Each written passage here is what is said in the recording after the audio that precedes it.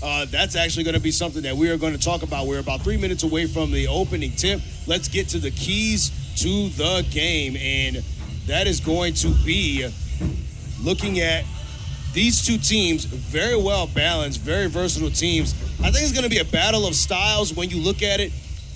Coming in, Linfield averaging 74 points per game. Tigers are right there at 71 points per game. So it's going to be interesting to see that matchup come to fruition as we commence with the game, AJ. Oh, most definitely. And 71 points a game. I mean, the way they score, we should score more, honestly. But yeah. I'm seeing that we have Ayala and Jones in that low hole of our offense. And it sets up people. We have Bigford in the corner. You know what I'm saying? We have Keith out in the wing. You know what I'm saying? People just to really facilitate and bring the fundamentals within this matchup. And I'm going to be excited to see how ETBU does it. Speaking of, you talked about Ayala and Jones on the block. Let's also talk about the fact that they were able to get unleashed in the last game, but in the second half, you want to try, if you're ETBU, to establish your dominance in the paint. You want to do that early and rather than later, because I don't think this is a Linfield team that you can afford to let off the hook. Oh, most definitely. And the way Linfield beat Concordia, they didn't do it with their size. They did it at fast pace. So how do you stop a fast pace? You have that bigger body that shows that dominance in the low holes, you know what I'm saying, near the rim.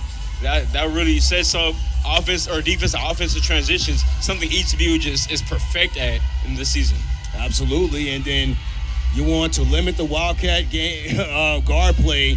The tandem of Salt, Meade, and Burke have done an excellent job so far in this tournament. And then ETBU also need to have their guards also establish their games to kind of be able to counteract what Linfield does well. And then you want to eliminate their pace like you talked about. That's how they were able to beat Concordia and Piedmont as well. And then finally, matchups to watch. I've got Marley Keith and Amelia Salt for Linfield.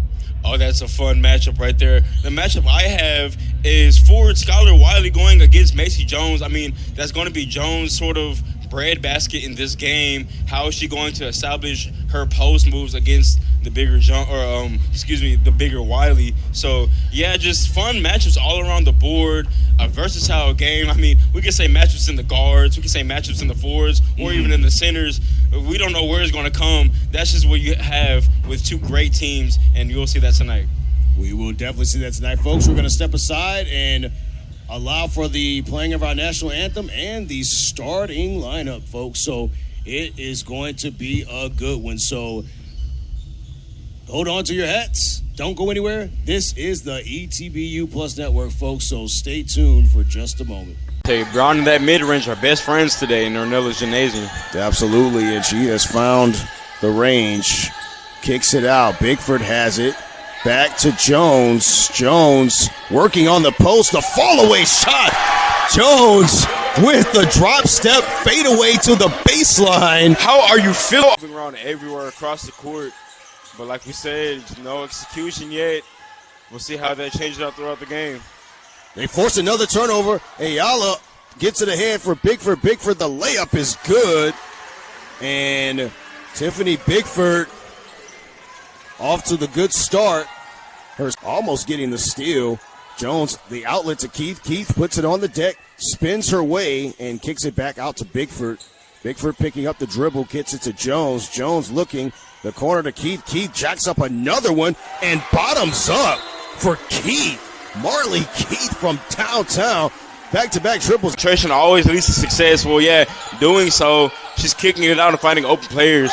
And speaking of success, the three on the step back by Keith, giving the Tigers the 1-point lead. That was a beautiful play. Off the turnover, here come the Tigers, and Keith is ahead of the field. The layup is good. Tigers changing ends quickly, and they're able to get the score. Yes, sir. Keith getting into a bit of congestion there. She's able to get it out for Bigford. Bigford off the hesitation, the move, the drive, kicks it out to Cohen up top. Anna Beansford for three, and she drills the triple. Shy Guild is just fading away to the left, but yeah, putting the English onto the rim and getting the ball into the hoop right there for Piedmont.